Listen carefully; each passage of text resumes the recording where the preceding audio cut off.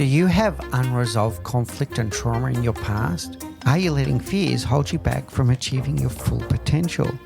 Are you self-sabotaging your own career and your own success?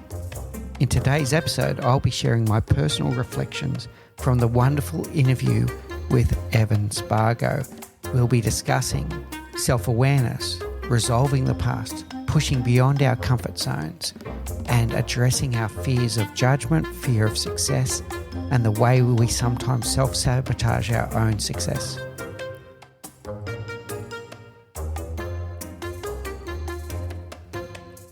Welcome back to the Leadership Project podcast. I'm your host, Mick Spiers, and today I'm reflecting on the extraordinary conversation we had with Evan Spargo earlier this week. If you haven't listened to the full episode yet, I highly recommend it. It's brimming full of powerful insights into leadership, authenticity, and the journey of personal growth. In today's solo cast, I'm going to unpack some of the key themes we discussed with Evan, diving deeper into topics like self-awareness, vulnerability, and the stories that we tell ourselves. But we'll also explore how unresolved conflict and trauma from our past can also hold us back, and how we can embrace tools like positive psychology to unlock our full potential. Let's dive in. One of the most powerful takeaways from my conversation with Evan was the power of self-awareness. Leadership, as Evan shared, starts from within. But here's the thing. Many of us carry unresolved conflicts and traumas from our past, even from our childhood, that can shape how we see the world and how we lead. These unresolved pieces of our story can act like anchors, holding us back from stepping into our full potential. They can manifest as limiting beliefs, reactive behaviors, or even a skewed sense of what we deserve in life. The art of positive psychology and coaching, as Evan emphasized, isn't just about focusing on a heightening mindset. It's also about acknowledging and healing the parts of us that might be hurting. Only then can we truly unlock our potential and lead authentically. Take a moment to ask yourself, is there something from your past that might be influencing how you lead today? And if so, what steps can you take to begin the process of healing and letting go? There's one thing for sure, you can't change the past, but you can address the past. You can look back, you can resolve it by thinking about what it was and how those events shape the way that you see the world today and potentially some of your instinctive reactions to stimulus. It might be your views about feedback, about criticism. It might be your views about money. Did your childhood give you different perspectives about how the world works that still stick with you subconsciously today? Were there traumatic events that you didn't fully resolve and still impact the way you think today? Another powerful theme we explored was the idea of growth, specifically the importance of pushing just beyond your comfort zone. Growth doesn't happen by staying safe.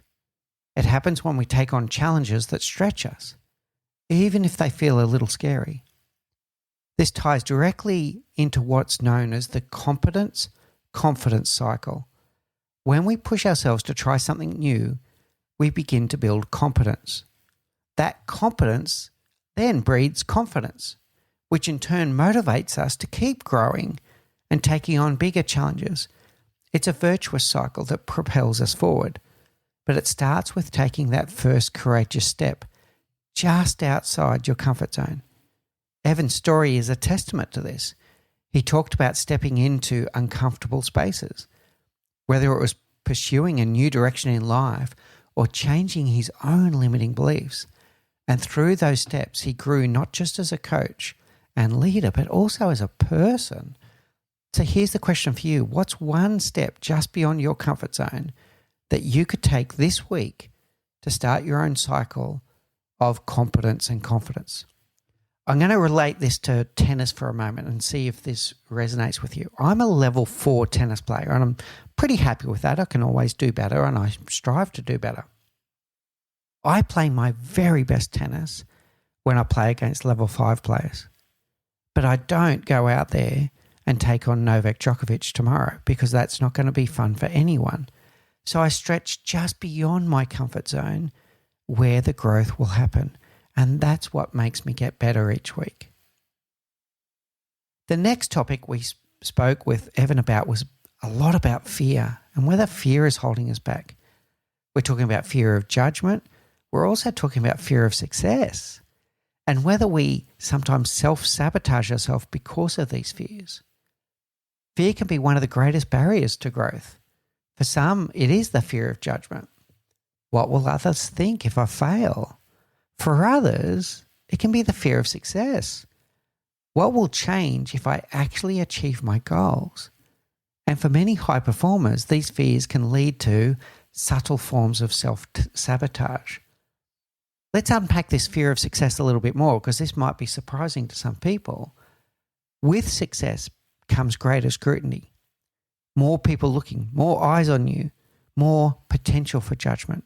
So if you have a fear of judgment, you worry that if you get successful, people are going to look at you even closer and they're going to see even your full self. They're going to see your vulnerabilities, which I've got to tell you is okay, but that can be hard for people to get past that fear of judgment.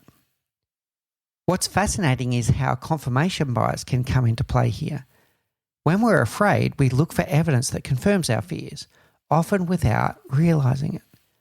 If we fear judgment, we notice every critical glance or comment, whether it's founded or not. If we fear success, we focus on potential downsides instead of opportunities. And over time, these biases reinforce our fears and keep us stuck. And self-sabotage kicks in where we start compromising our own success. We start almost purposely making mistakes that would lead to preventing us getting ourselves in that situation where we are going to be judged. Evan and I talked about how important it is to recognize these patterns and intentionally rewrite our stories. It's about choosing to see ourselves not as victims of our fears, but as creators of our own success. I also want to touch on a group that Evan and I highlighted, and that's those high performers who, on the surface, seem to have it all together, but are quietly struggling inside. These are the leaders, the go-getters, the people we look up to, yet they may feel lost, unfulfilled, or even in pain, and we don't realize it. This brings us to the idea of redefining success. So often success is measured by external metrics, titles, salaries, accolades. But true success, as Evan and I discussed, is about alignment. It's about living a life that resonates with your values and brings you joy, not just meeting societal expectations. If you're a high performer who feels like something's missing, take a moment to reflect. Are you pursuing a definition of success that truly fulfills you, or are you chasing a version that looks good on the outside but leaves you feeling empty on the inside? We need to get past an Instagrammable world, this world of comparison where we're comparing someone else's curated Instagram life, where we're seeing the snippets that they want us to see, and we really get back in touch with what's truly important to me. What is my purpose? What brings me joy? What brings me fulfillment? And stop comparing ourselves to societal expectations. As we wrap up today's Solocast, I want to leave you with this thought. Leadership isn't just about inspiring others. It's about doing the inner work to understand yourself, heal your past, and grow into the person you are meant to be. Take time this week to reflect on the stories you're telling yourself, the fears you need to confront, and the steps you can take to move just beyond your comfort zone.